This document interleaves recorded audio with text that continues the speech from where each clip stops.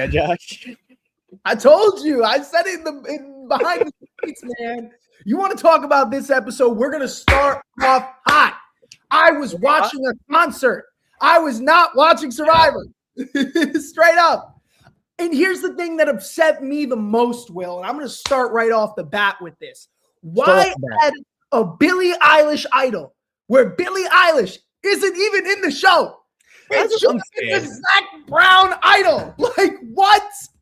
Where is the idol? Where is the advantage? Unless nobody found it and they're like, okay, we're not going to say anything about where was the advantage.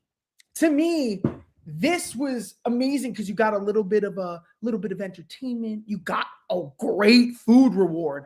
But man, if you're going to bring in another celebrity, I was waiting for an advantage, maybe to be up at play, something in the wine. I saw Chrissy looking at the wine bottle. She was going underneath. I'm like, throw something in there. How are you, Will? Yeah. Sorry, I came off hot. Good. Honestly, I have some really controversial takes about this episode that people are going to be they're going to go crazy. I love this episode. I thought if we get more Zach Brown, that is what I voted for personally, for the hands of the fans. But no, I'm doing fantastic. I got home last night at 5 a.m. But ingesting way too much Survivor content. It's been a great time. I don't like country music though. And I don't like the fact that we're like, all right, we're gonna give Zach Brown the classic Survivor experience where he's going to be on a boat and he's going to spearfish and he's gonna do this, that, and the other thing. Because here's the thing about most country artists. I'm gonna say it outright. Most country artists, they sing about a life they don't live. All right. You think Morgan Wallen is driving a tractor? No. He's getting an espresso martini from New York City, all right? They're city slickers. They don't do anything. They don't like anything.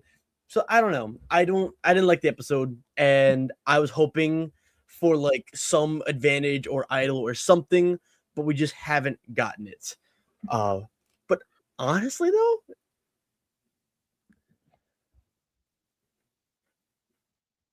what, Will? Oh, did Will freeze again? Well, Will, you back? I'm back. You froze for a second. No, my internet's been like freaking out the whole time. I don't know what's been going on. No worries. We should say other genres too. Hey, punk rock is real. All right, punk is real. Do you know who they should have brought on if they were going to have a concert for season 50? If they wanted to do a country music star, why not do Chase Rice? You know, like he was on the show. Chase Rice had more to do with Survivor than Zach Brown. You know, this kind of felt more like the Tyler Perry thing. Like this whole season has felt like the Tyler Perry idol. Yeah, I mean, like I understand it's the big landmark season, and like the ratings were probably dropping a little tiny bit between 48 and 49. Which, to be fair, 48 was not a good season or not well received by the general audience. Oh, that's a good point. Wait, Ollie, bring Sia. Hello? Yes. Oh, Sia was giving out money to her favorite players. Bring Sia. I would have liked to hear Imagine. Yeah, if you wanted to have the philanthropist, why Mr. Beast? Why not Sia? Sia was way more involved with Survivor. Yeah. You know, like Billie Eilish had one song where she mentioned watching Survivor. Big whoop. Big whoop. Survivor's been a show for the last 20 years. So we want. This has always been my theory. My theory is, you know, we saw Mr. Beast is going to come into play at some point this season, but we know what Mr. Beast does, right? He gives away money. Like, it's not Mr. Beast if he's not giving away money. I wouldn't be surprised, honestly, if like Billie Eilish and Zach Brown, like all these people helped, you know, endorse, maybe like they were the sponsors to raise the money that Mr. Beast is going to give away. I know that he really knows how to raise money. And, you know, I wouldn't be surprised with that. Like if that played a factor, then I can understand why they're in there, you know, then I can understand because then they become a producer, you know? Yeah, no, looking at it from the producer side, it's like, yeah, you know, it's the show and they need to get the ratings and they want the general audience. They want people to come on. They'll be like, oh, Zach Brown, he made a cameo appearance. I might as well watch the episode, see what he's doing. Oh, Mr. Beast, what is Mr. Beast? Like, Brown, like he doesn't have that big of a personality. He doesn't seem like that crazy. He's just a guy. He's Yeah, just I was curious. I feel like there might have been, and correct me if I'm wrong, there might have been a better choice. I just no, there didn't wasn't. see why. Exactly. I didn't see something that was like completely like, oh my god, this guy like is like he loves to be. The only thing is, I mean, like spearfishing is still pretty cool, and we do have to give Zach Brown props. He brought back a big fish.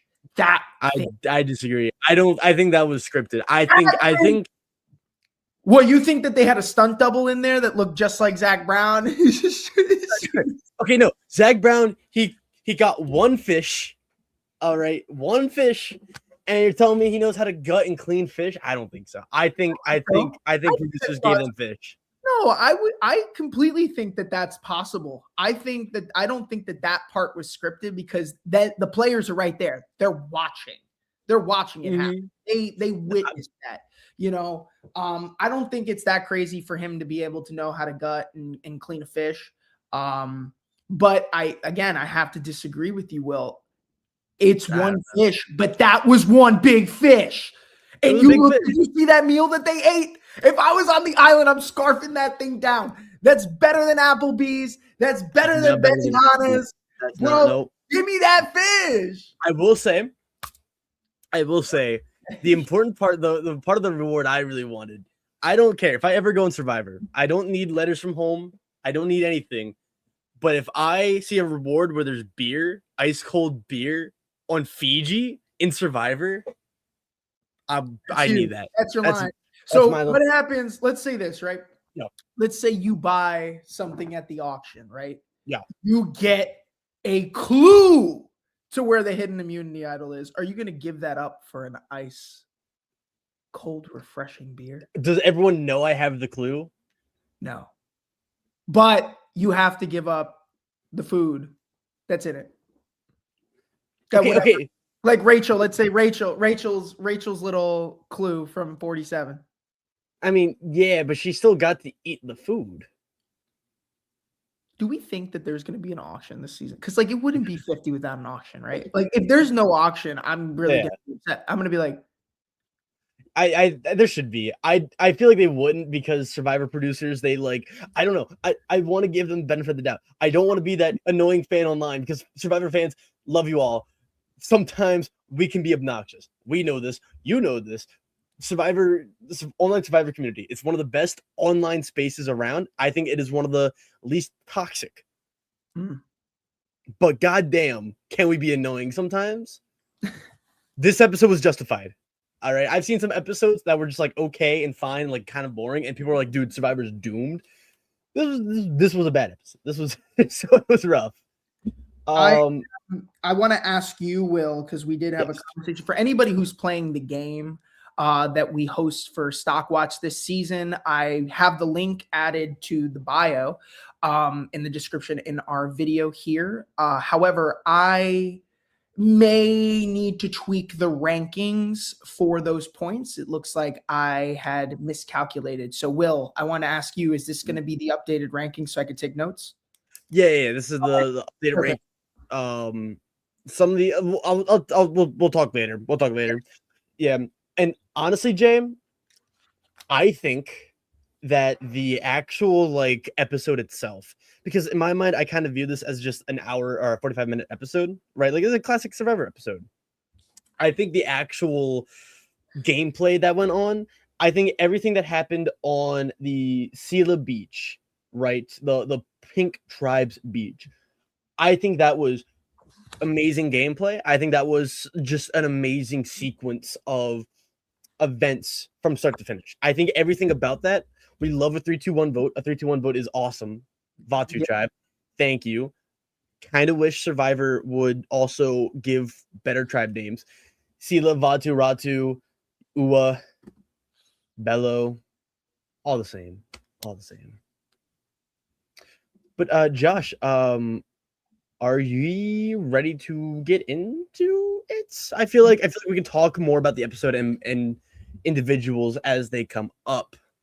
Yeah, there's some people like this is. I'm gonna just say this right off the bat, Will. This is going to be a really hard episode to talk about a majority of people, only because they really weren't highlighted. The only two people that were highlighted were the tribe that was on the reward, that one little talent show for the tribe that didn't go on the reward, and then the other tribe that went to tribal.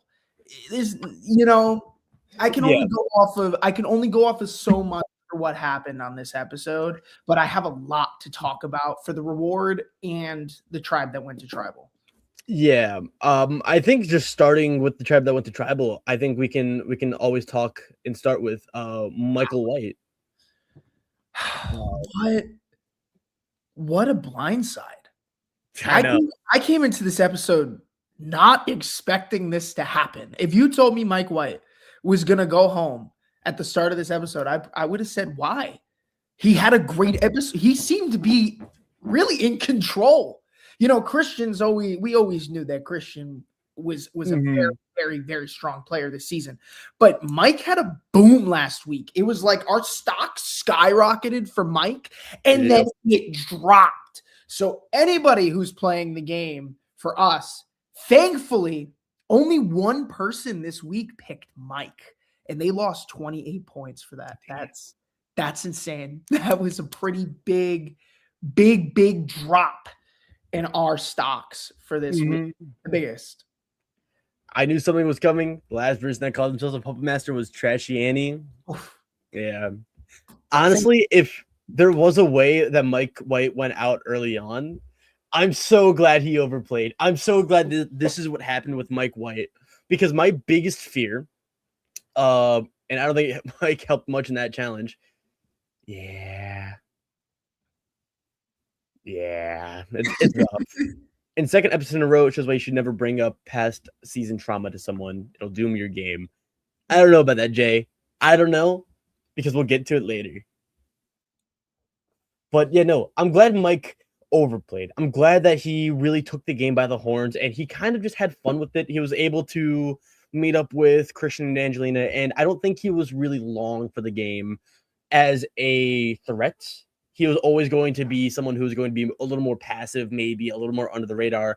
I thought he was just going to be like, hey, tell me where to vote, tell me what to do, and I got you. Like, we're good. This is where it ends for Mike. Yeah. Unfortunate. It is unfortunate for sure. I agree with you. I mean, he did play a hell of a game for pre-merge. And, I thought he was going to get away with it. Yeah, I really thought he was going to get away with it. But I have to give major props to Christian this week for recognizing how much of a threat Mike was in that tribal. He made, by far, the right move on that tribe. If there was somebody to get out, Mike should have gone. But here's the problem that I have. Yeah. Mike White makes this big plan to get out Q, and they kind of edited it as he was the driving force for that. You get rid of Q. You lose the challenge just to vote out Mike White. Great move on Christian's part, but they might not have even ever been in that situation had they just got out Mike or just got out Angelina. Yeah. Out because Q was by far their strongest player. You're looking at players who, to be honest, I would probably say Steph is the strongest player on that tribe in terms of physical. Yeah. Everyone else is the strategists. Everyone else is, in my opinion, I would say not really the strongest players on this cast in terms of physical strength. Like, they don't have a Jonathan on their team, They had Q. Q was at least the muscle. So, I will say this, Mike, I truly think that you would have lasted longer in this game had you taken out Angelina rather than take out Q. I think this is a fault of Mike for this season, and Mike made a move that was way too early. It wasn't where people were pissed off or it was going to bite him in the back. It was a little bit of him playing a little bit too hard, but also, this is a situation where people need to consider tribe, like who's going to get you to the end, who's going to help you win challenges so you don't have to go to tribal. That's why I rank Jonathan so high, because right now in the pre-merge phase, no one's going to vote out Jonathan because you're going to win. no matter what. Maybe that's why you vote him out, though. Because I know, but you vote Jonathan out at the merge. It's way too early to even think about voting out Jonathan after his first season. You need it. He's going to win. He's going to help you win. In a 24-player cast, I'm sitting here like, if I'm on the tribe with Jonathan, shit, I'm going to get Jonathan coconuts. I'm going to make sure he has a fan, palm fronds. I'm going to get him water. Shit, whatever you need, King. Like, so your survivor strategy is just to be a kiss ass. Yes, no. Yes, to Jonathan, yes. To Jonathan, yes. Jonathan is going to help me win. And I mean, this is exactly why I have to rank people who are stronger right now. I mean, that's what it is. They are on a dying 2.0 tribe. This tribe is horrible. And you know who's the common denominator? Christian. I blame him. Did you see Christian and Gabby watched the episode together? Yep. It was at a Survivor party. Yes, Mr. Young. Right away, Mr. Young. Yes, that's what I'm saying. I am. Please. Just please. Whatever you need. You need a foot rub. You need a back rub. Whatever. I'll massage. I would not go that far. That in the morning. It didn't work for Edna, man. I'll say, hey, John, I'm gonna.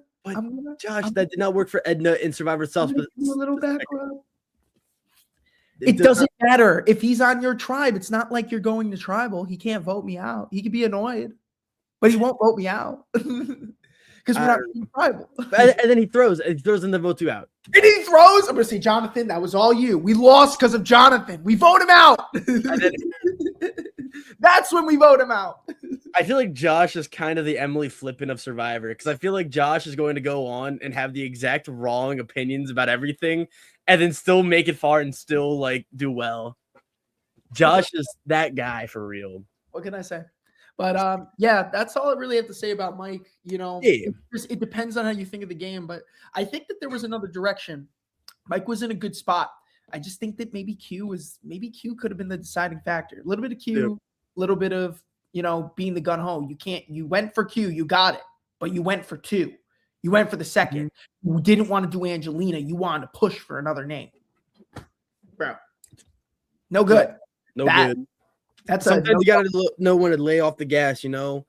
Mike White's speeding ticket. That's what happened. You know what Rick said? I remember this. Rick said this in Edge of Extinction, and it's something that I always remember. You have to know when to steer the boat and then be a passenger, right? You can't always be steering the boat. Sometimes you got to let other people take control of that boat, but still know that you're on the boat.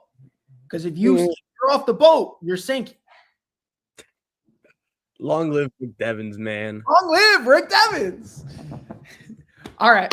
I think it's very obvious that Angelina has to be last place. She sucked last episode. Wow. This is not a good episode. Is it safe to say now after episode 4 that Angelina is just not playing the same game as she did? Actually, she's playing a lot worse than the same game that she played in David vs. Goliath. I remember a Viper. I don't see the bite here. She's going, oh my God, I'm getting voted. I'm getting voted for? Angelina, talk. Do something. Yeah. This is the second tribe she's been on now that she's been on the bottom. Nobody wants to work with her. Nobody is Angelina's number 1. I think Angelina is the type of player who really needs to link up with like an Aubrey and a Tiff. They really need to solidify their connection because now they're realizing, oh my God, I'm on the bottom of both tribes. Like, we're both on the bottom. Let's work together. The only saving grace with Angelina, I don't think she's winning necessarily, like 100%. Like there's no chance she wins this game. Like, yeah, that I will agree with. 0. I think because of how close she played the game with Mike White, in the swap, and how much of that David versus Goliath alliance being such a big part of the game and dynamics.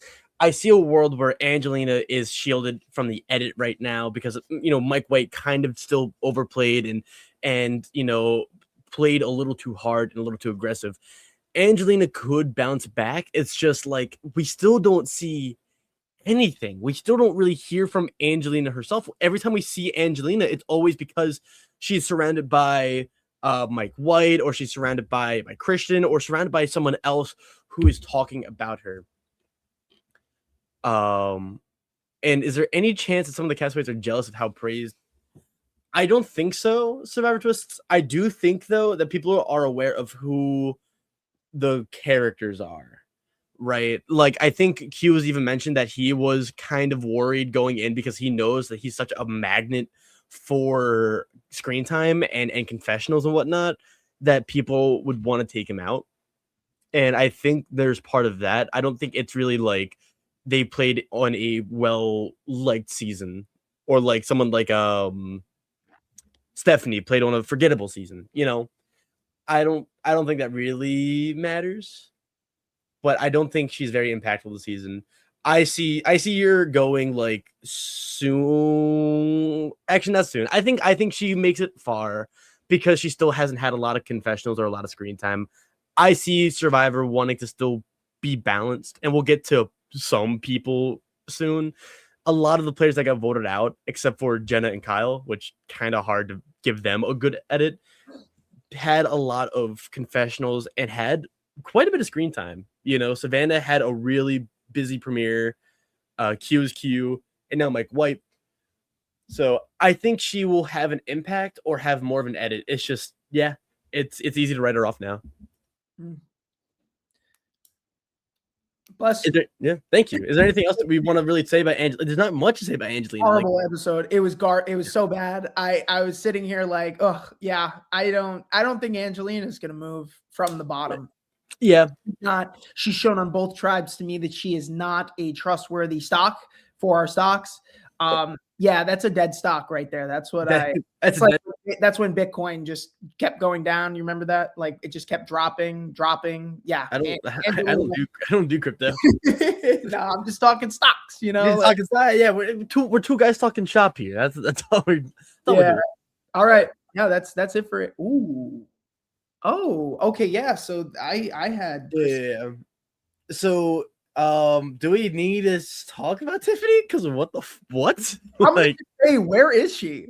Hello? Let me look in the bushes. Tiffany, are you there? I don't see her.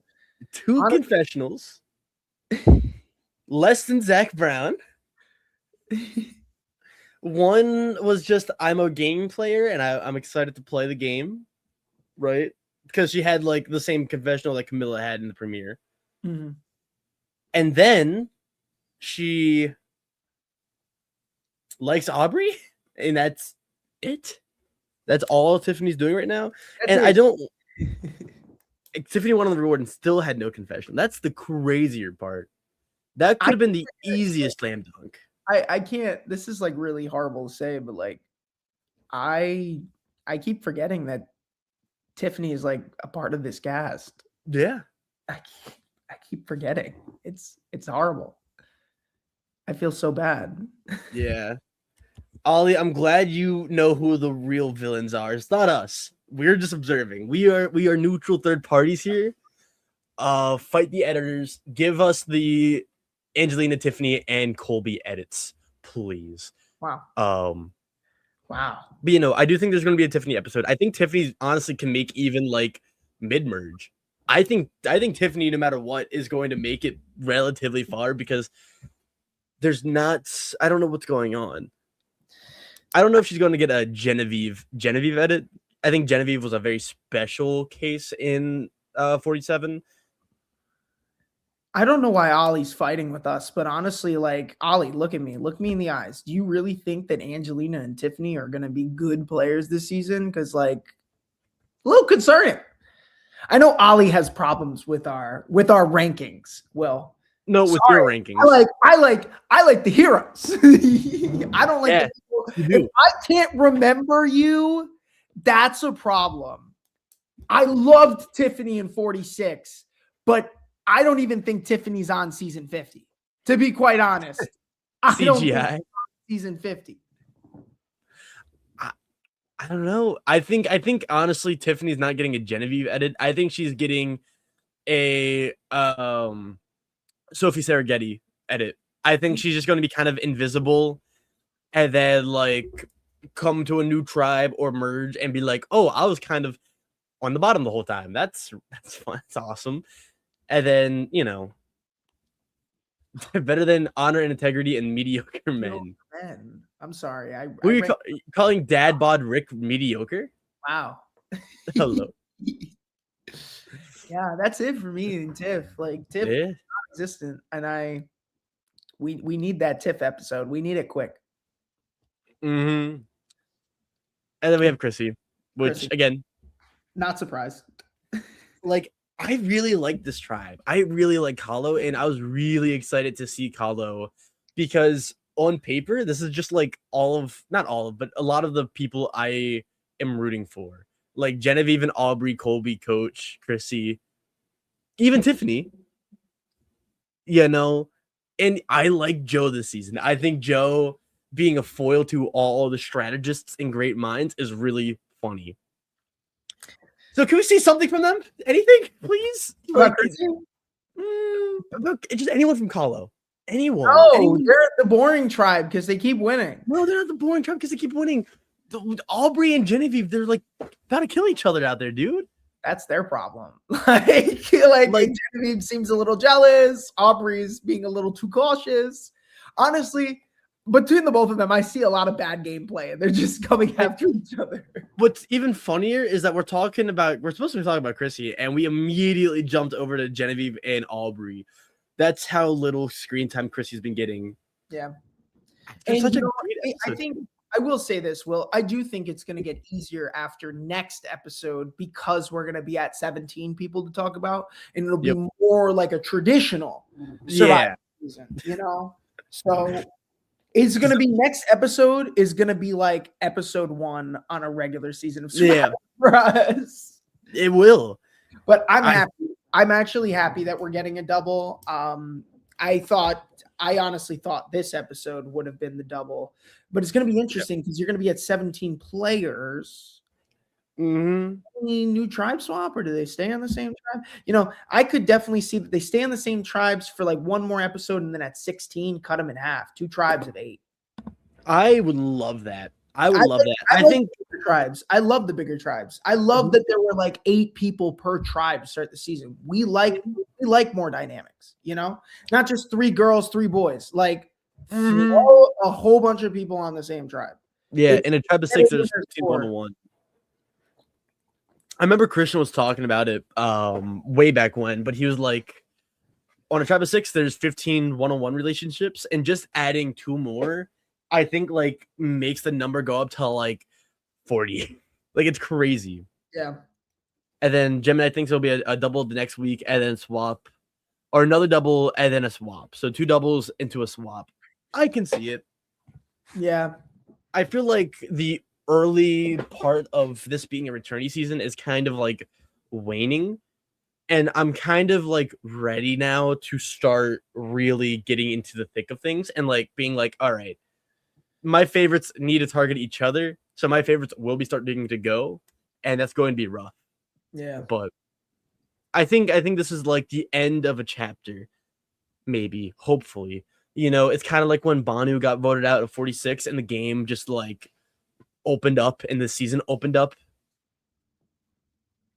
I will say, I think out of all the people who were voted out, when it comes to reward or immunity time, when they see that it's Mike White who went, I promise you, most likely all the people who didn't play with Mike White this season are going to be gagged. Yeah. I do think, because I do have a feeling like most of the people on this season wanted to play with Mike White. But again, another thing that Christian can recognize and say, you know what? Why does everyone want to play with Mike? Ozzy wants to play with Mike. Let's got him. Like, yeah, I want to play with Ozzy. So bye, Mike.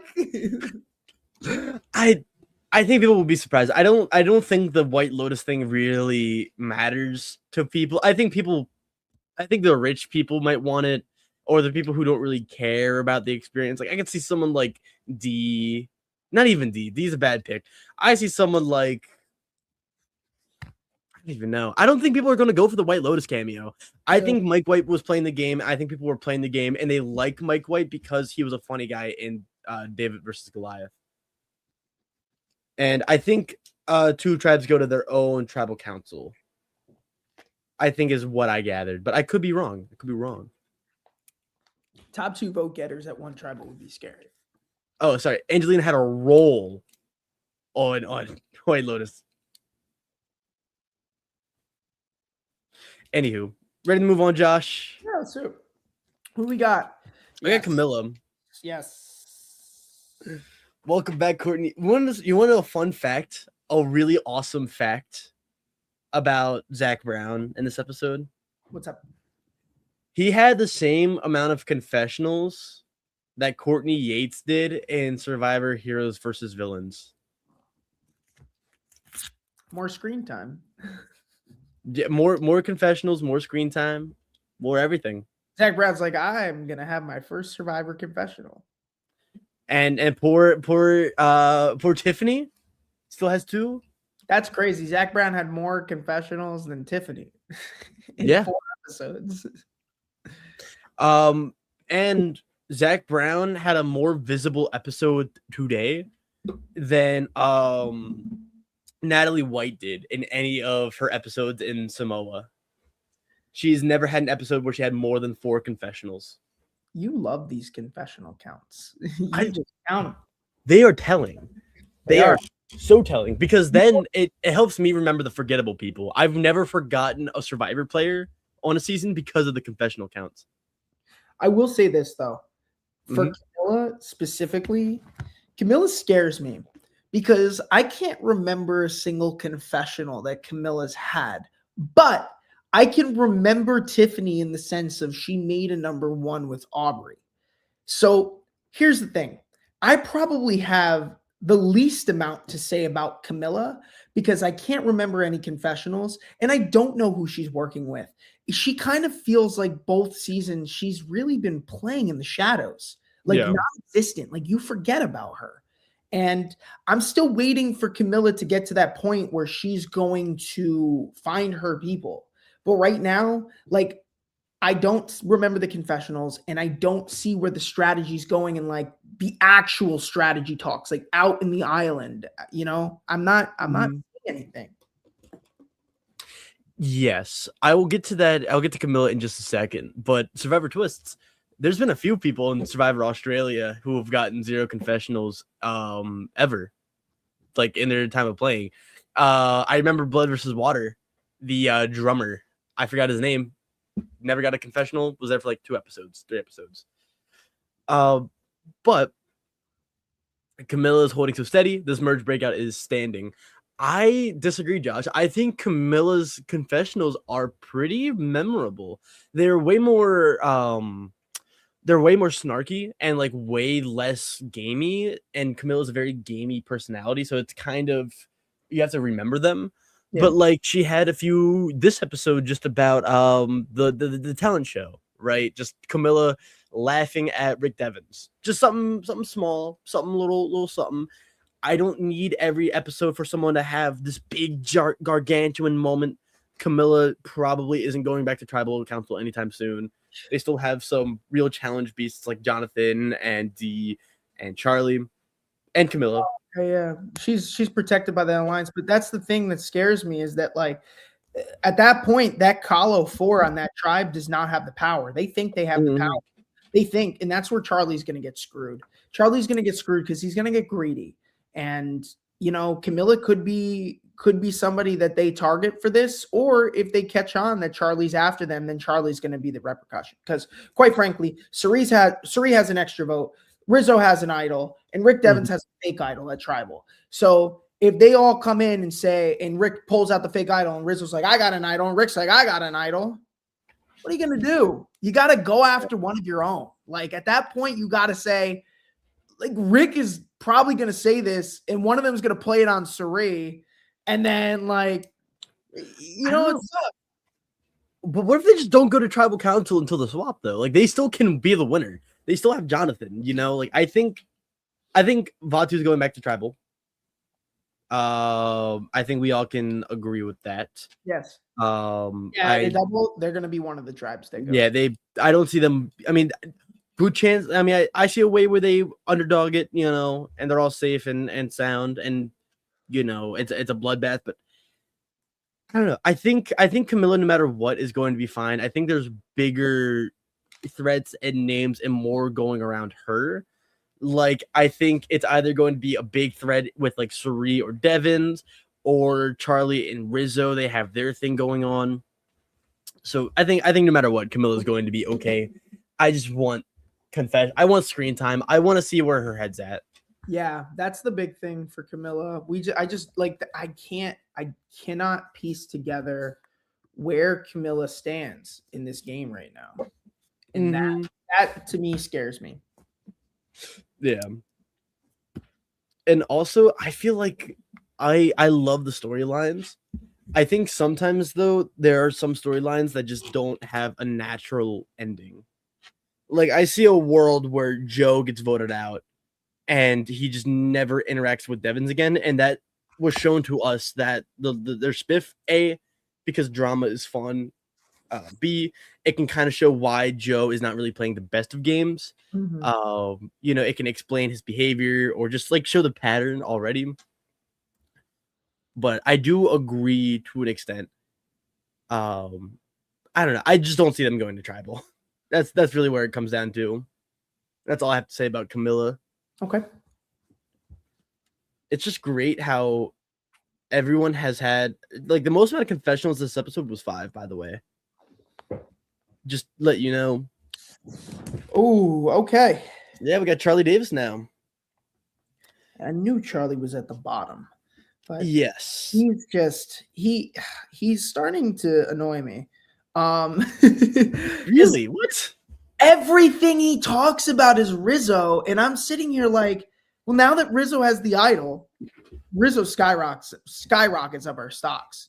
Now that Rizzo has the idol, if Rizzo plays that correctly and they target Rizzo, Charlie's legacy is really going to be damaged by this. You know, and just in my point of view, it's just like you come off of a season where people are fighting on the internet saying Charlie should have won. And now he goes home potentially to the Riz God? To the Riz? To the Riz God, yes. That's good. Riz, does this mean Riz God is better than Charlie? Here's where I think Charlie's fault is. And I said this to people who I was talking about. Charlie's fault is, I think Charlie's a little too comfortable because he always has the idea in his head that an idol is possible. But Charlie came from a season where not a single idol was played. Everybody went home with an idol in their pocket. And you're playing on a season with people who have had not one, multiple idols in the same season, their first seasons, you know?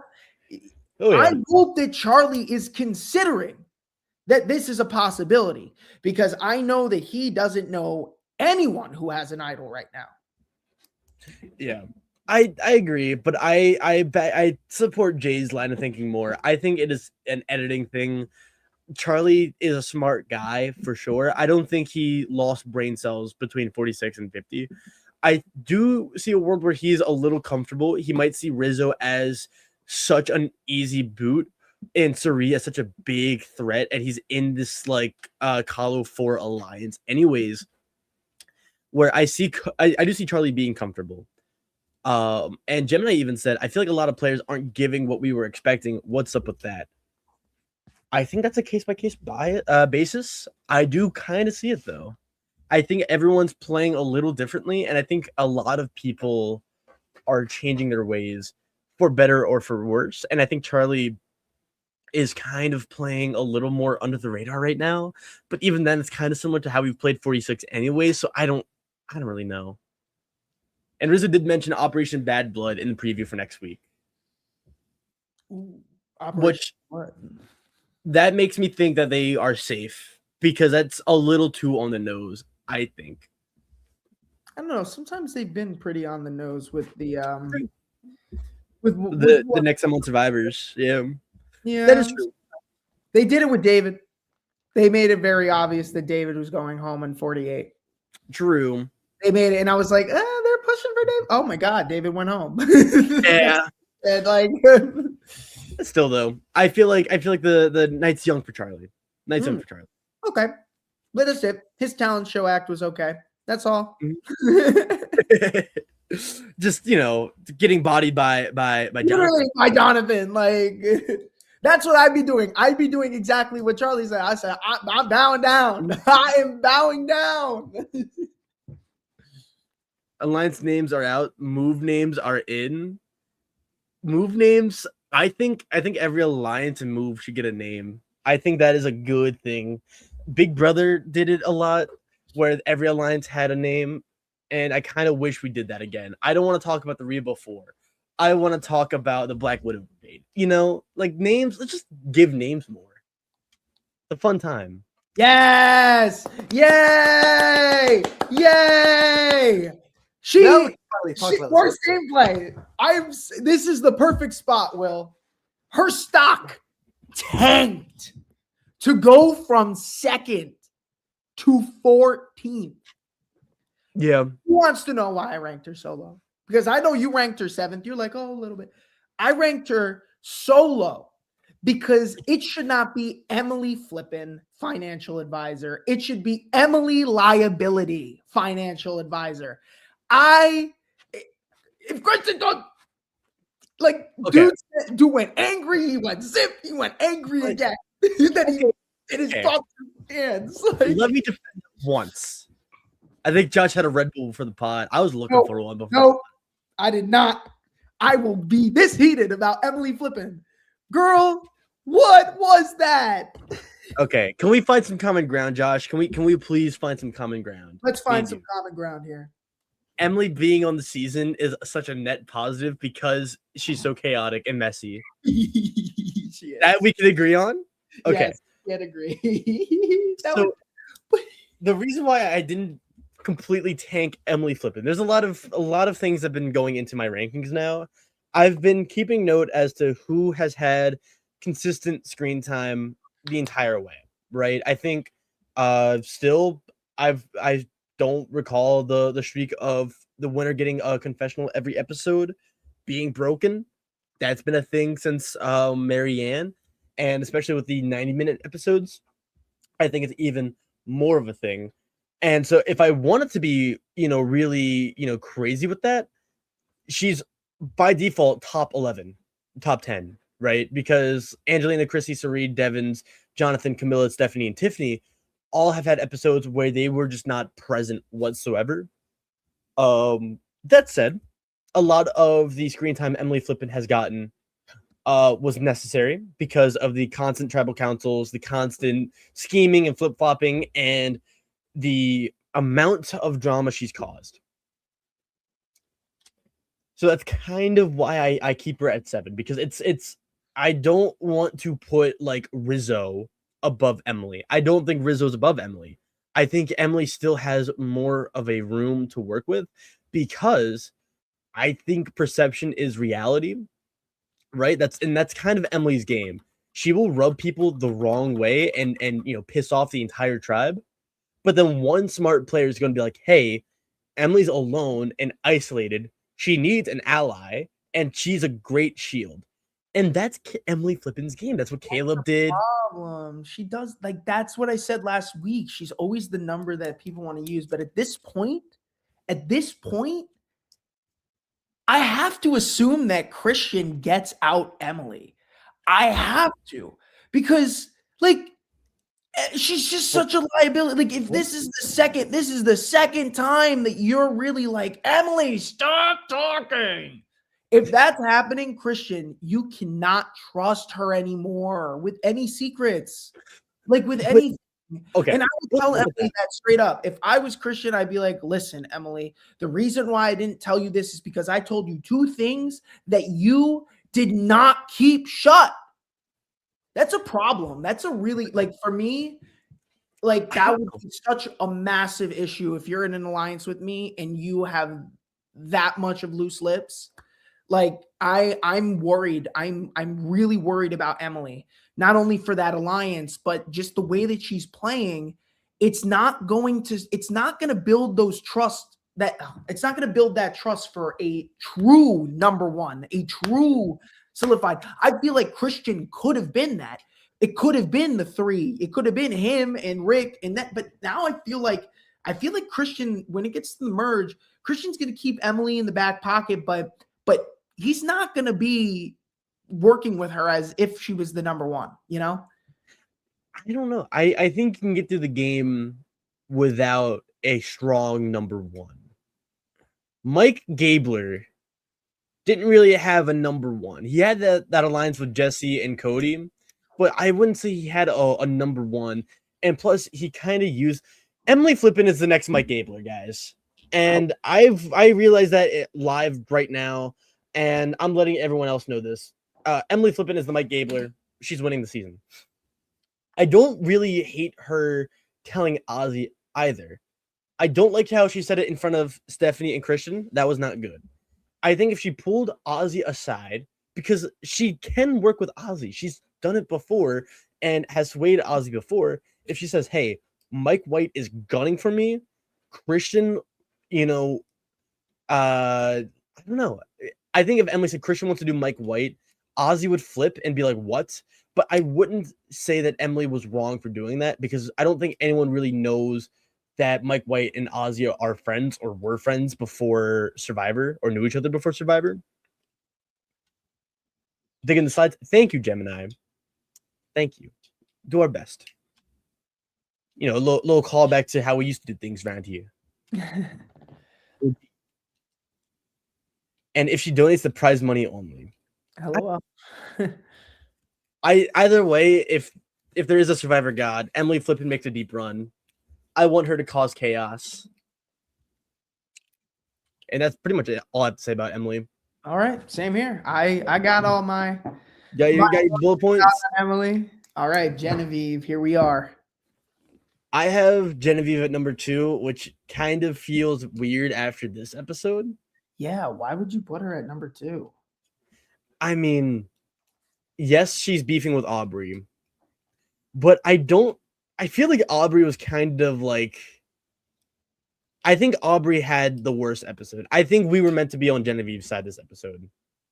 Well, Genevieve actually, for Genevieve to find 2 of the 3 boomerang idols, that's, gotta be honest, I'm surprised she didn't find an idol on her season. Imagine how dangerous she would have been if she found the idol before Rome. Oh my God, Genevieve is the best at finding idols. Wow, target her. in 2 episodes back to back, and I like the fact that she's not telling anyone about this one, and I like the fact that she gave it to Rizzo. I think that was all really good. I think because Genevieve doesn't really have an ally from her season, and I think working now with Rizzo. Era. Now Rizzo doesn't have an ally from his season 2. Savannah's gone, so he can play more fluid. And so he can play more fluid, and Genevieve can play a little more fluid too. And I like that play. And that idol was the least hidden in history. I will say this though, too, with Genevieve, I feel like her stock should have rose a little higher. I'm surprised that she's still around this area, but for Genevieve, Genevieve should be a little higher, actually. I'm looking at it. We did the math wrong because she should be 6.5, which would put her in the top 5. Yeah, she's wow. Yeah. It's okay. Listen, if Survivor can give us an hour of Zach Brown, we can mess up our slides a little bit. But I thought this was a pretty solid episode for Genevieve. She's still not in the focus of the episodes because she's not going to tribal, and she's just not. She has her beef with Aubrey, and so she's getting important screen time. But I think not Aubrey. I think Genevieve still being one of the main characters of Survivor 50, and that is someone to look out for. And Genevieve's planning to take out Rizzo to get the idol back. I agree. And I think Rizzo too, being Rizzo, he knows how to use idols. He loves to mess with idols. And so I feel like what's going to happen is Genevieve is going to enter a tribal with Rizzo, and Rizzo's going to dangle his idol in front of everyone and be like, "Hey guys, I wouldn't vote me out tonight. I have the idol. R-I-Z-G-O-D, Rizdad, baby." He's just going to do that. And Genevieve is going to be like, oh, crap. And I think even then, though, Genevieve is going to work out. And I'm just hoping she doesn't get screwed because, again, she has found two idols that she hasn't been able to use. Her ally or her enemy, her number one up, has one of these idols that just were given to random people. Colby still doesn't have a vote, by the by. So it's a little worrying. And then her ally Kyle gets medevaced. Q gets swap screwed. It's a little scary for Genevieve, but I feel like she's going to persevere. That's it. I agree. Thank you. Aubrey. For me, I feel like Aubrey and Genevieve are kind of locked in this same area where they're kind of like stuck together. They've been stuck together also last episode as well. Mm-hmm. This narrative, it's not going anywhere right now. They've been playing it on for 4 episodes. It's really feeling like the Shannon the Shannon beef from last season. Where they just kept beefing, you know? Yeah. It's like they need someone beefing. That's it. That's their whole storyline, the beef. But even then, I feel like Shannon was such an obvious target. Like she was obviously going to fall, and I feel like Sage was always going to have that rise. I feel like Aubrey is going to be the one voted out, but like at the same time, she still has that idol. So I don't know. But Aubrey also has been voted out with an idol in her pocket before. So there's that. And this episode, she was looking for the idol, gets called out by Genevieve. Genevieve immediately finds that idol. I don't think it's that good for Aubrey right now. I gotta say with Aubrey having the idol, that's definitely a pro.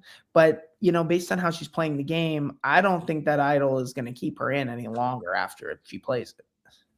Mm-hmm. So that's the toss and turn here with Aubrey.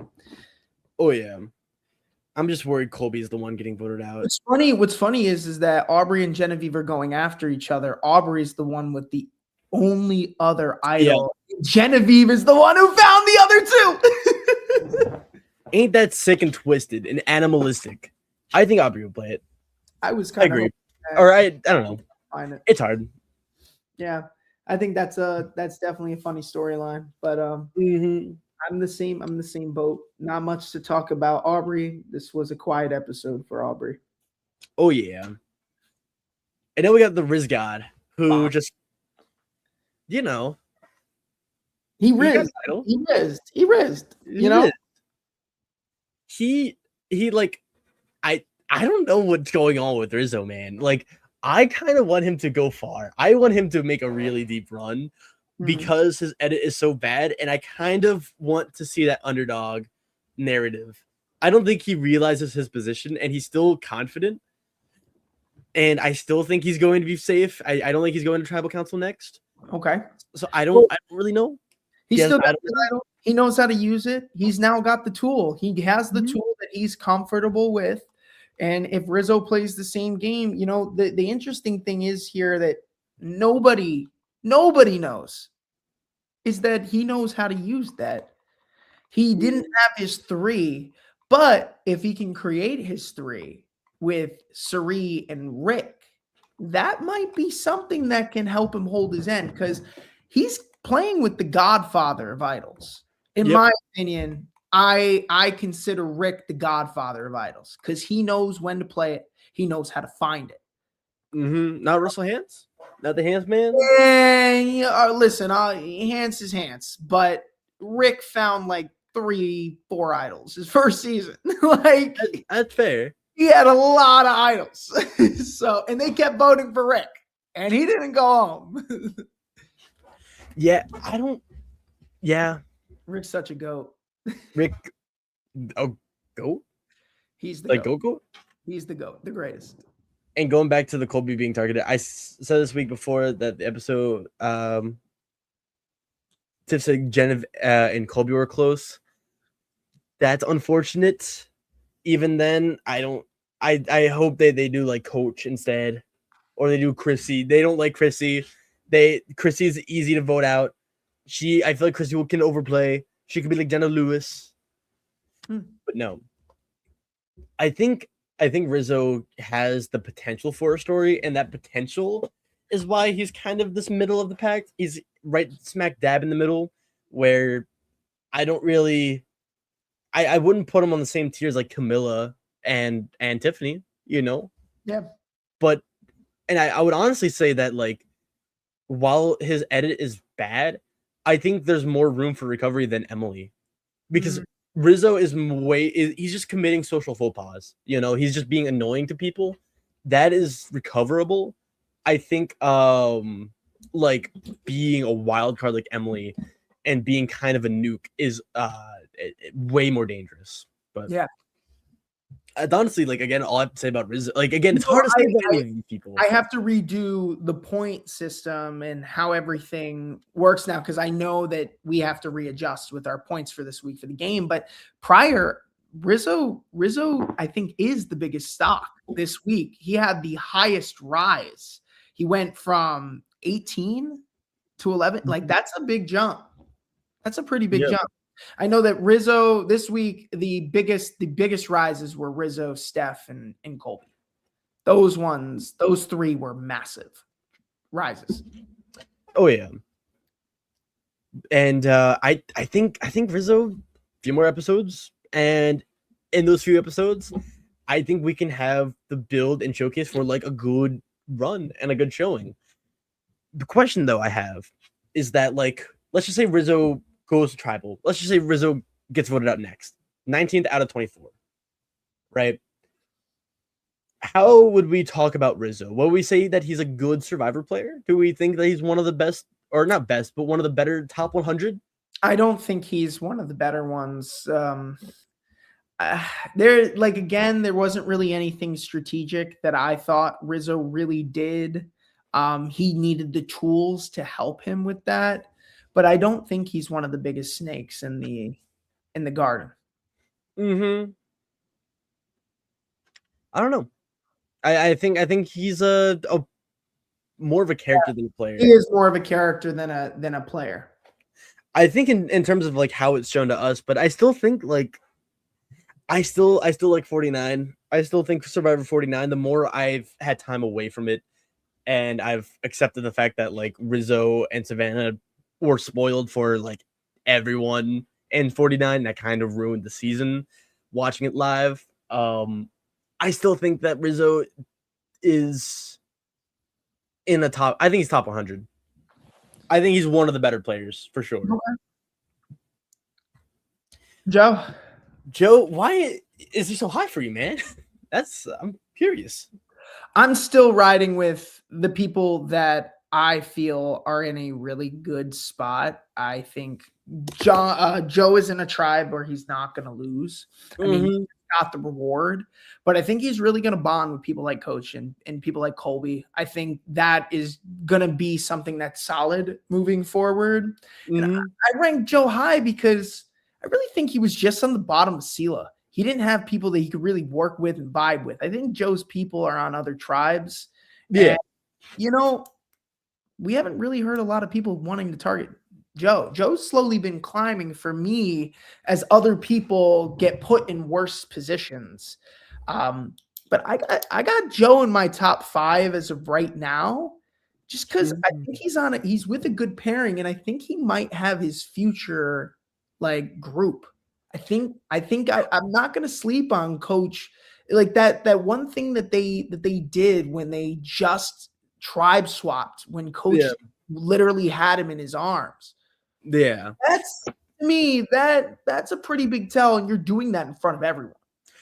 Honestly, I just put the puzzle pieces together.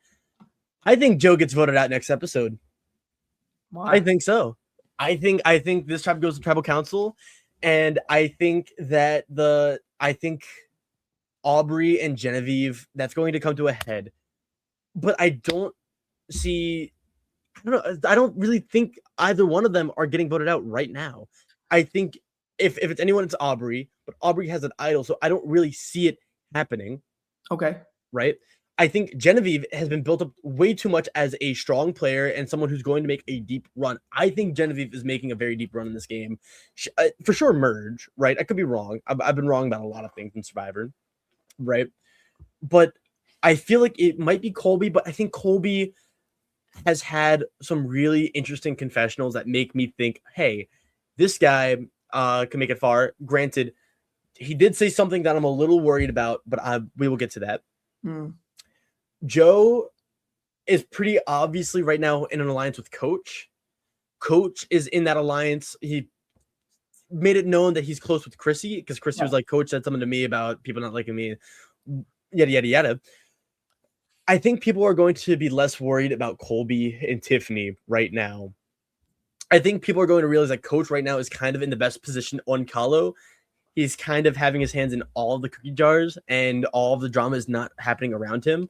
I think I see a world where like Tiffany and Aubrey pick up on that and they go, hey, maybe we can't vote out Coach because voting out Coach will do it would be like this, that, the other thing. Like Coach is such a big name and big shield and big threat that he's kind of a lightning rod.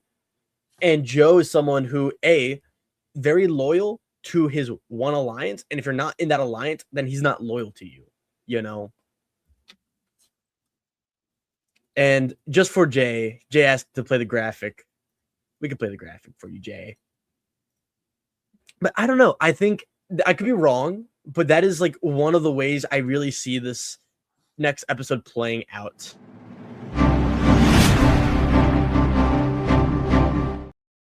Oh, wow. Yeah. Okay. We'll see if it happens. Yeah. I don't know. But I think Joe, Coach, and Colby, I think they target Aubrey. Or Coach would probably want to target maybe Tiffany. Because I think Colby is good with Genevieve because they were in that alliance. And so Colby and Coach, they're going to be tight. Colby's going to be like, I don't want to vote out Genevieve, man. I think we need to do someone else. Honestly, next episode, it's Colby's rise to being a good strategic force. Okay. A lot of things could happen. A lot of things could. That's maybe Aubrey plays the idol for Tiff. Aubrey gets voted out. Now we're really starting to dive deep into it. All right. We're in our top 10 at least. That's good. That's always fun. Yes, we are. It's getting easier. It is because, again, when everyone has one confessional and they have like one moment this episode, and like this was a very kumbaya episode for everyone who's not named Christian and Emily. And so, you know, everyone was hanging out. It was a very camp episode. Yeah, you can only play it for yourself, which, I mean, that's the idol. That's the idol, what it is now. It's only, you can't be selfless. Yeah, I kind of wish they'd let you do it. I wish instead of maybe like not giving it or like playing it on someone, you have to physically give them the idol. So that opens a can of worms too, where like I can give you an idol and you go, wait, you gave me an idol, I can just vote you out right now. You know, it has that layer of risk, so it's still a weaker idol. I don't like the fact that I like idols being able to use on other people. I think that's a good addition to the game. Thank you, Jay. Yeah, it would be interesting if it's like you can't play this idol for yourself, but you can play it for someone else. Only it's an idol you can only play for someone else. So then you have to, so then it's like, oh my God, I'm gonna go home. Let me give you this idol. Play it for me. Yeah. I think even though it's like at the end of the day, it's mildly annoying, I think I like less is more. I like twists that don't really completely override the state of the game. I like Survivor the game at its core because it's such a great game. So I like the tweaks. I like advantages. I like extra votes and steal votes and vote blocks.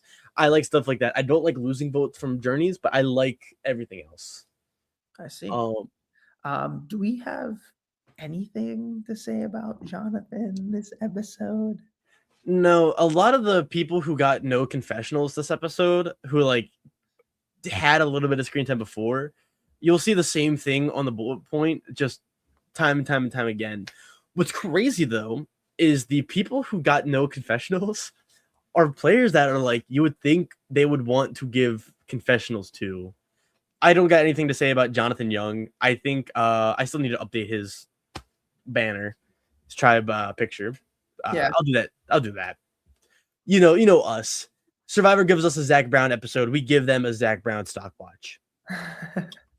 Yeah, I don't have anything to say about Jonathan Young. I know why he's moving up, and I feel like it's not that he's doing anything. It's more everyone else is moving down for you. And because Jonathan isn't doing anything, him staying the same is putting himself at a better position. I think, honestly, the value of stocks lowered this episode. I think everyone had it a little rough. Really? Yeah. I think some people had it rough, not from anything they did, but I still think it was a rough episode because they were just put in a situation. For me, this is my interpretation. I actually saw that more people rise this week, but the people who dropped a lot. Yeah. He dropped a lot. But I see more green. I see more green on my list than I do see red. Yeah. True. And I agree, but I'm backing up Jay on this one. Jonathan was a contender given he laid out his alliance and strategy, but no confessionals. Okay. Yeah. I think he was like the first one where I'm like, oh, Jonathan Young got no confessionals. I don't think he's winning anyways. I'll just drop him down to 17. And Gemini didn't see the bonus. I didn't see the bonus stock game. What bonus stock game are you talking about? Bonus stock game. Don't know. All right. But that's it for me and Jonathan. Sorry we needed to see Zach Brown. Anything to update on Rick? Nope. Non-existent. If anything, I had more to say about Jonathan because we at least got the talent show. But this was nothing. Yes, Gemini, there is a weekly. There's the links in the bio. It's every week. I mean, you've been sending it in every week, Gemini. You've been doing everything you can. But like I said before, if you didn't hear me, we need to reevaluate our ranks, and then we're gonna have to edit the points. So right now, what we have is a rough edit, but we'll get those rankings and updates on our page for you. And the QR code is at the end. Yes. If you're referring to that as well. Yes. Yeah. I found the natural transition into talking about Mike White, so I just showbiz. But we're bringing that up. We haven't forgotten. Yeah. Is there anything to say about Rick Devens? Because why like Rick Devens, dude? That's bad.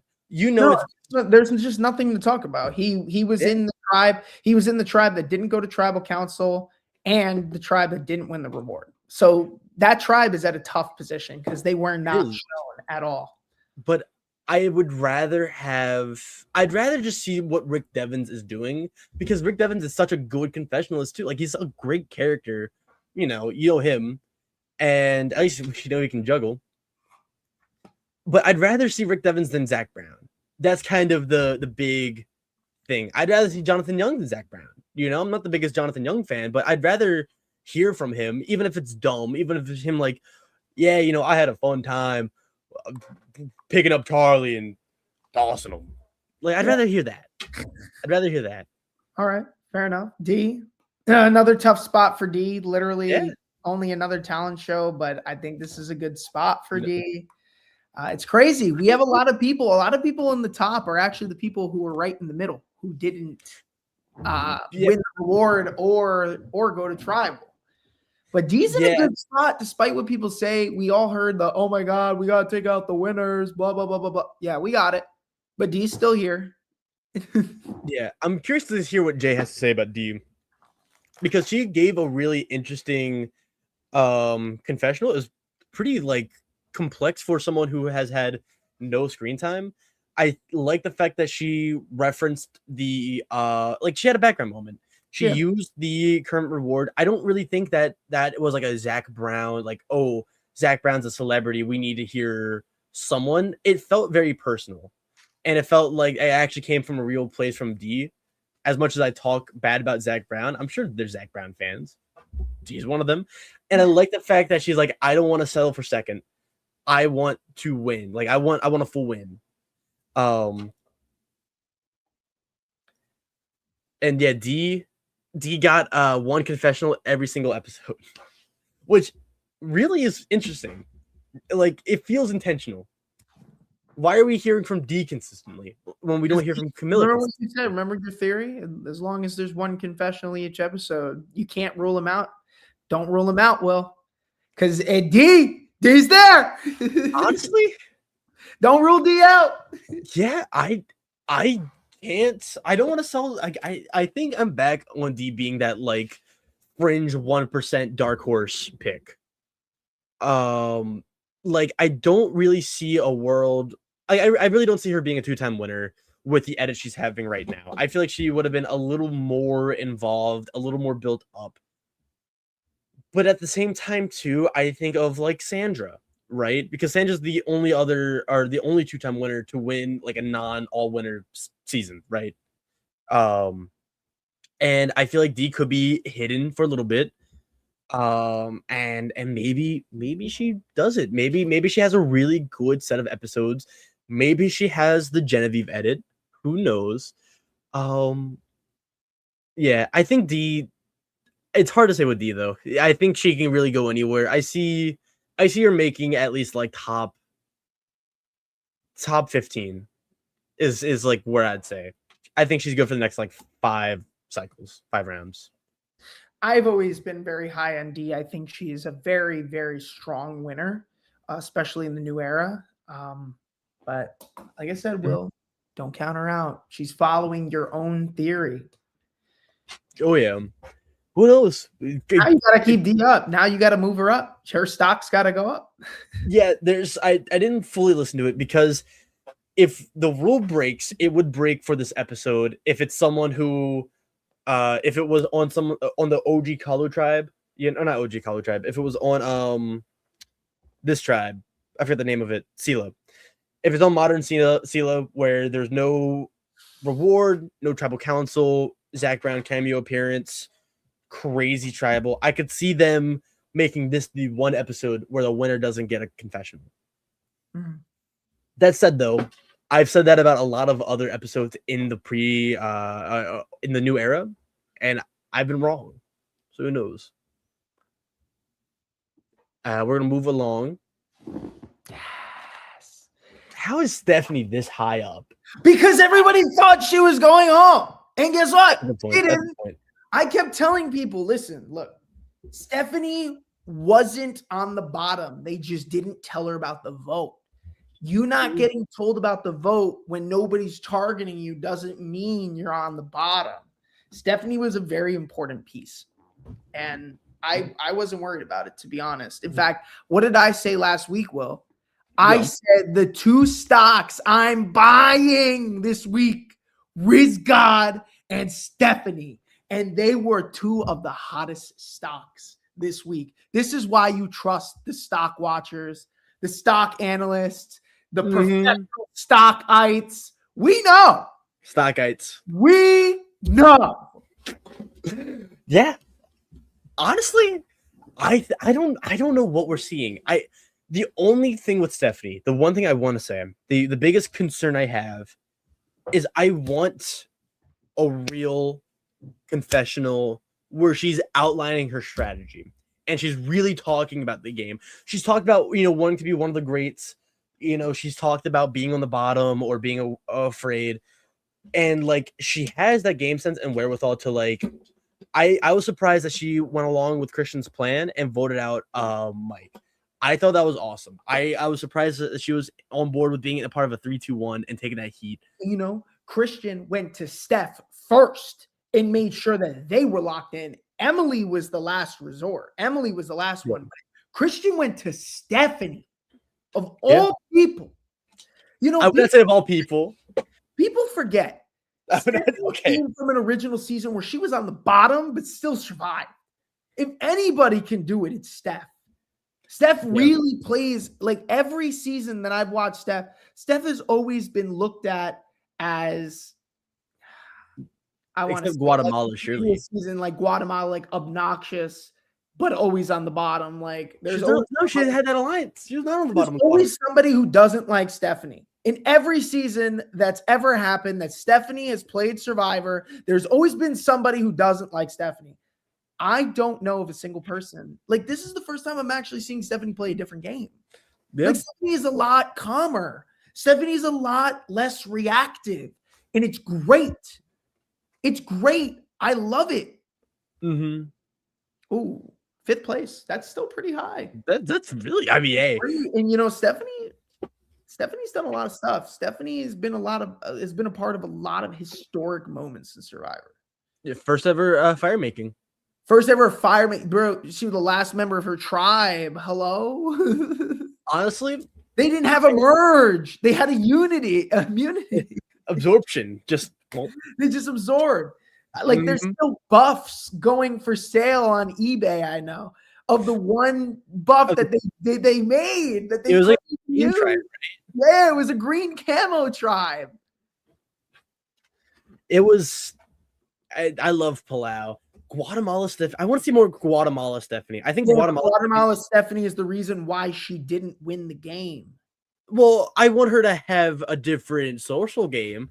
I liked her strategy though in Guatemala because don't forget, like she was kind of the head of this giant alliance. Like she was the top dog. I know. Her and Rafe pretty much ran house. I kind of like it. I kind of like that she's playing a little bit more in the shadows. That strategy is going to come out. Steph knows how to play that way. You know? I agree. It's not Stephanie. I think it's the edit. And if Stephanie's not getting that edit, I don't think she's winning. But didn't you just say that you'd like to see a better social game? Yeah, yeah. She's playing a way better social game. This is probably the best social game I've ever seen Stephanie play. Which, you know, I will say she also, you know, okay, this is a better social game. She was the second boot in season 20. Okay. The bar's not high. The bar's not high. But here's the thing. It's been like a gajillion seasons, right? 30 seasons since her last season. Stephanie, I feel like she follows that motto. I said she knows when to steer the boat. She knows when to be a part of the steering. But right now she's taking a passenger seat, but she's still on the boat. She's on Christian's boat, and that's fine. You can be on Christian's boat because if there's anything that we've learned, Will, personally with you and I from Mike, it's okay to be at the bottom of an alliance as long as you're in an alliance. As long as you're in the alliance. Yeah. You know, there's still tribe swaps. There's still other people that you haven't met yet. Game's still here. Game's still growing. 100%. But this was such a pivotal episode for Stephanie. And it was not it did not feel like Stephanie like overcoming something. It felt like Stephanie was on the bottom outside of the Q vote. And then an alliance imploded, which made all the power players target each other. And the last person who talked to Stephanie was the one that she worked with and went with. And I'm not saying that's what happened. And I'm not trying to like be like, oh, Stephanie is going to be terrible. I've increased her a lot because I do like the fact that she voted with Christian. Yes. It's just the actual edit and the actual story told to us. It's not a good one. And I don't know. I think I wouldn't be surprised if she doesn't make merge. That said though, if there's one ending for Stephanie, I kind of want her to go out at fire making if there is one. Just for the story. Just for the story. Just for the story. And then Colby, we were talking about previous storylines. Colby and Stephanie still need to meet up too. Yes, they need to rekindle. And they definitely have to get back together for sure. Ooh, that's interesting because Colby is tight with Genevieve, right? Surely. And Stephanie is going to be close with Christian. Christian gave the aisle to Aubrey. Aubrey's targeting Genevieve. Genevieve is close with Colby. There's kind of a circle going there. There is, but Stephanie will probably stick to the people she's closest with. Mm-hmm. I have a feeling that Stephanie's not going to meet up with Genevieve. I feel that that Genevieve might get taken out because of that idol. I'm worried about the people who are targeting the people with idols, like Genevieve, who doesn't know that Aubrey has one, like Well, Charlie, who doesn't know that Rizzo has one. Steph was in that alliance too with Colby, Q, and Genevieve too. So Stephanie and Genevieve, they're close too. So, ooh, who would have thought that Stephanie and Colby might have fallen backwards into putting themselves in a really good position by being in the middle of two sides warring with each other? Yes, They might have became the swing votes. it's possible. My God, That is anything is possible. possible. Sure. That's all I got to say about Stephanie. Anything else you got to say? No, I'm good. Ooh, yeah. See, this is a tough spot, because Colby. I actually, this is the first week I started to raise him. Look, Yeah. he's at 12. He's at 12. Colby was on the bottom just for not having a vote. But the more that I wait, he got a couple good confessionals about the reward. And you know what? I started to raise him. I started to say, you know what? Maybe his position in this game is not as bad as I thought it was. Maybe he can get through with this no vote. Now I'm starting to believe it. So I will say that this week is going to be the most precarious and like the most uneasy I felt, because Colby's game, we've heard about it and we hear about it. We hear his gameplay and his thoughts and strategy. It's very low key. It's very subtle. And I like that. I like the fact that it's a little hidden and a little out of the way, because right now there's so much else going on that I feel like it is important and necessary to show what's going on with like Christian's game. Even if Christian doesn't even make merge, right? Even if all of David versus Goliath in that nerd alliance with Emily and Devins, if they all go out pre-merge, right? It is still important. And I feel like they wouldn't have changed the way they edited them. Right.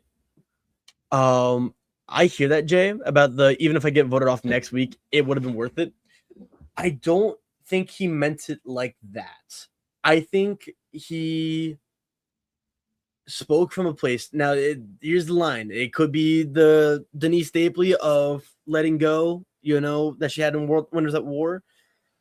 I feel like Colby is letting go of his previous poor outings. I think he talked about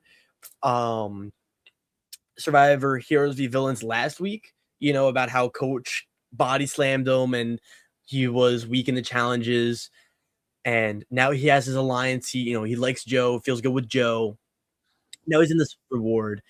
And I felt like, I forgot what he said exactly. I was keeping note of it. I really tried my best to keep note of it. But he talked about the reward and brought it back into the game Survivor.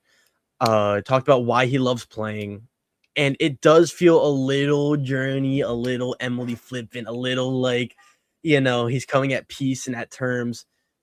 But he's still talking about the actual game. And I feel like he still hasn't gone to tribal council yet. So I still don't have that much to go off of. And I still see the winner potential. And maybe it's crazy, and I'm a little annoyed because people on Reddit also have been seeing it. I was the first. Survivor, I was the first one to call out Colby Donaldson as potentially being the winner. Yeah. That's all. It's a reward episode for Colby. Not much to talk about. No strategy, no social, but he did move up. The confessionals did make me move up. It wasn't anything too crazy because he was just mainly talking about the reward. But I'm starting to, I don't know. This episode, I just really got the feeling that, you know what? Maybe Colby might go a little bit farther. He's on a good tribe. He might go a little bit farther after that win.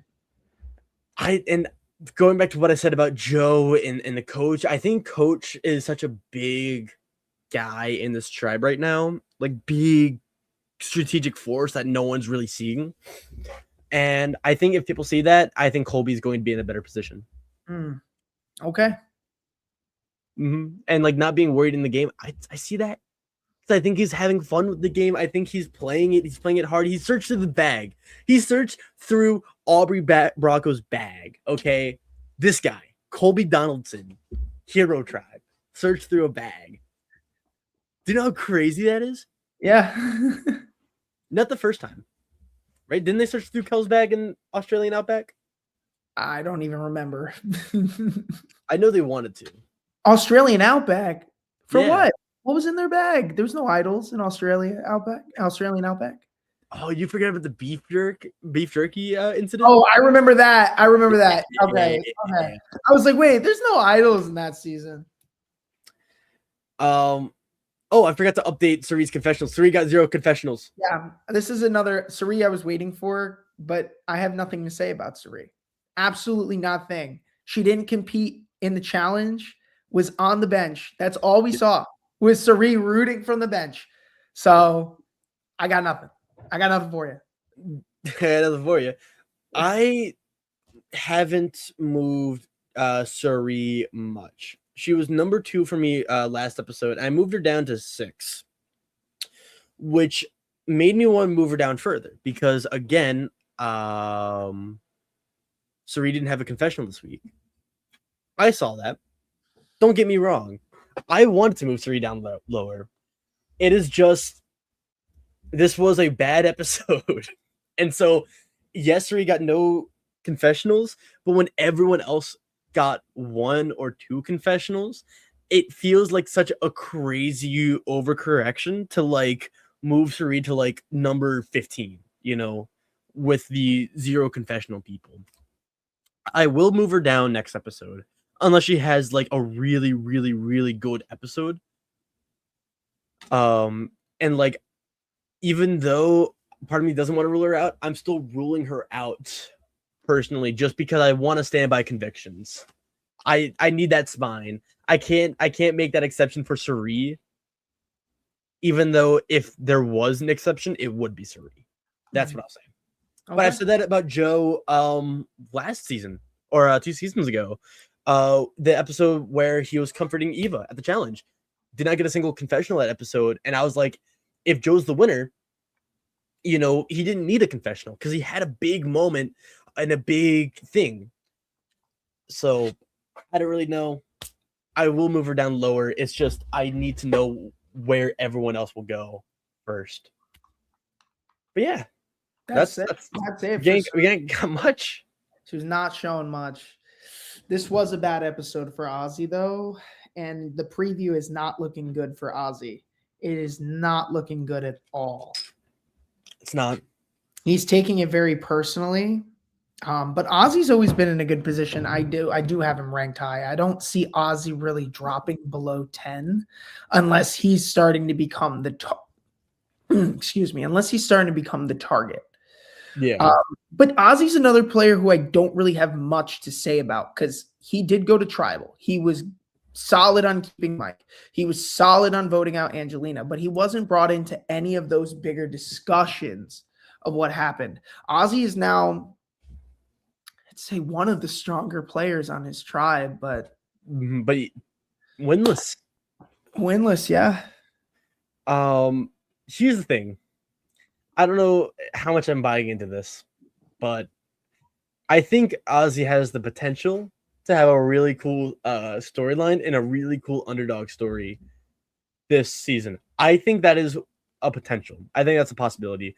Mainly because everyone else's edits are so bad and so dookie water that I will always forgive a bad episode because I think that a bad episode can be a good thing in the long run, right? A lot of winners have bad episodes, and I kind of said that last episode too with Genevieve, where I'm like, this is a bad episode for Genevieve, but winners have bad episodes. This could have been Ozzy's, and then he comes in. Ozzy's always an emotional player, but what's going on? I think Stephanie LaGrossa is still a free agent. I think she's kind of a mercenary for hire right now. Because I don't know how much he's really going to want to work with Christian and Emily long term. I don't know how much Christian's going to want to work with Emily long term, and so I feel like Ozzy had a really bad episode. I moved him up a little bit because I wanted to move a lot of other people down. Yeah, and so I feel like it makes more sense for Ozzy to have a comeback, than it is for like Tiffany to win, That's all. And more fish than Zach Brown. More fish than Zach Brown, but Zach Brown caught more protein than Ozzy did with his 8 fish. And Zach Brown also played more songs than Ozzy. That is another fact. And it's true. And then number 2, big Coach Wade. Quiet episode. Really quiet episode. I mean, like, we don't need Coach Wade all the time. We don't. Coach is enough of his own character. Yeah. Also, I wanted to point this out too. Ozzy had a better episode, but his strategy laid out, and we hear his thoughts. Even though those thoughts get contradicted, right? Because he's like, "Oh, I want to say one step ahead," gets blindsided. That's bad, but that's still a storyline. That's still a plot line. But back to Coach. Quiet episode. Ain't got much to say. This reminds me of my favorite season, South Pacific. You know, when he had the Jack and Jill Adam Sandler reward, and he was talking about the positivities and how family's important. What do you do with Zach Brown? You know, that's all we need. Yeah, for me, for Coach, I'm more high on the not the possibility, but also the potential of that alliance that I told you about with Colby and Joe. Like that, me, you know, is the only alliance right now that hasn't gone to tribal, but we can see if that is a potential to be solidified. Right now, I'm not really banking in on the Christian Emily alliance. That just feels like chaos. But yeah. I can buy into the Coach one. I can buy into the Joe one because I feel like they'd be loyal and they'd stick together. They would not waver. They could keep a secret. I don't know. I actually don't have a lot of faith with that alliance. Okay. It's mainly Joe. I don't really feel good about. And I think Coach is back to his old ways of like preaching honor and integrity. And I think he's going to just play South Pacific again. I think maybe be more of a loose agent. But I think he's going to backstab a lot of people and play really hard. But we still get the screen time. Yeah. You know, it's still consistent. And it's still a little bit. And I like that little bit. And consistency, especially in this episode, is important. Agreed. Yeah.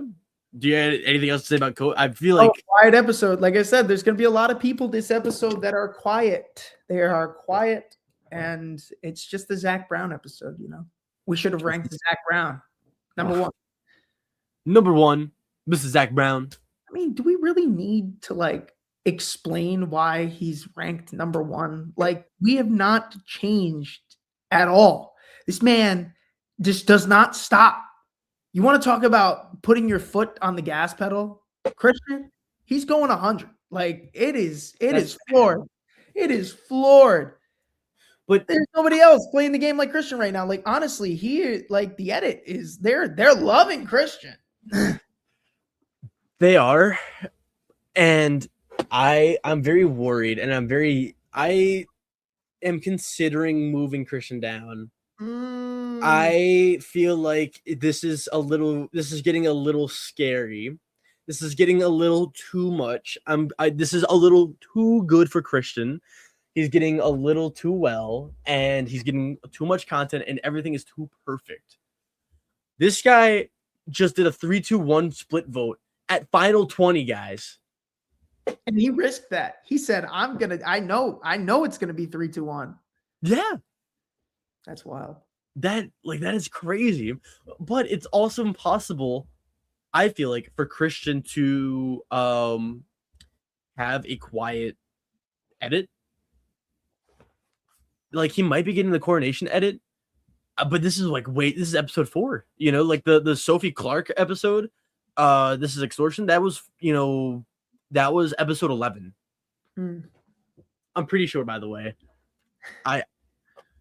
The Survival has made me really good at just knowing every single episode of Survivor history. I'm not gonna lie. It's been great. It's been a fun time. But you know, Christian, like everything we've been saying before, we're saying now. Like, he still has that Emily flipping alliance, but like everything works out in the end. That's what I'll say about Christian. I don't know if you got anything else, man. Like, he's been a dominant force. I feel like every episode I'm just talking about how great Christian is. I'm kind of done. I'm kind of done with it. Like, let's target Christian. Like, let's start bringing his stock down. Because honestly, I think his day will come. I think I don't know. Part of me sees it, so I feel like it's wrong. You know, like I don't like seeing the edit. I like trying to figure it out and like being wrong. But when it's clear like this, I feel like Christian, he's going to have his bumps in the road with his allies getting voted out. You know, like his bumps, you know, to make us unsure about whether or not Christian's winning is like the Emily flipping. You know, maybe Rick Devens gets voted out pretty early in next episode. Yeah. You know, like I see that happening too. Like if that tribe does go to tribal. But you know, I feel like we need Christian to like cool down. We need him to not have as many confessionals because he's been having a lot. And by the way, he's had 6 confessionals this episode. That is the most. I don't know what we're doing here. Yeah. Previously, like the most would be like 9 confessionals. You know, someone would have like that big episode. Not this time. It's time at 6.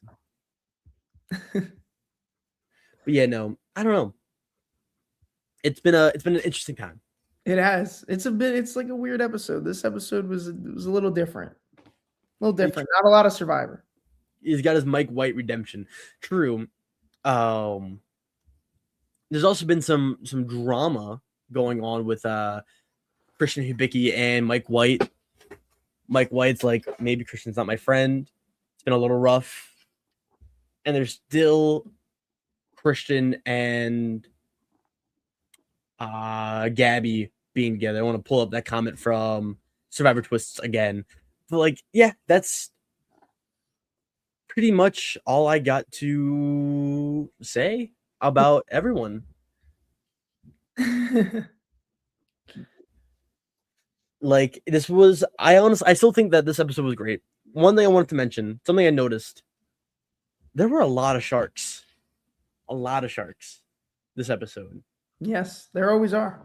Always are, but like, it didn't feel like just B-roll, let's show nature. Like, it felt more intentional. It felt like there are sharks. Something to keep in mind. Something I noticed while watching, because I see these episodes twice. Oh, wow. Fun fact. Yeah. Sometimes a third time. That's a lot of times to watch one episode in 2 days. No, dog. I watched it once. I like to keep it fresh. You don't know what it's like seeing the Zach Brown segment twice. Yeah, I bet. It's hell. I'm not gonna lie. And now we have the Survivor Stockwatch game. You can play along with us. We do our rankings. We will be posting our rankings on our Instagram as well at Survivor Now Podcast. I think Zach went out farther. That manta ray was cool. The shots were cool. Like, you know, like he's still exploring the ocean. Like, I liked it. He's also got a boat too to get over to where he needs to. True. And then maybe someone will say a confession that they're a shark in a sheep's clothing. Maybe. I would look out for sharks. Look out for sharks. So that's really all I gotta say. Look out for sharks. I like noticing dumb things in Survivor. Yeah, you can use this to play along with us as well. We will be posting our rankings shortly. Usually we're more on the ball with them. It's been a pretty hectic week for us both. Yes. Season 49 was the shark theme. Yes, Rizzo winning. Anywho, we're gonna take a step back to us. Josh. Yes. My jolly good friend.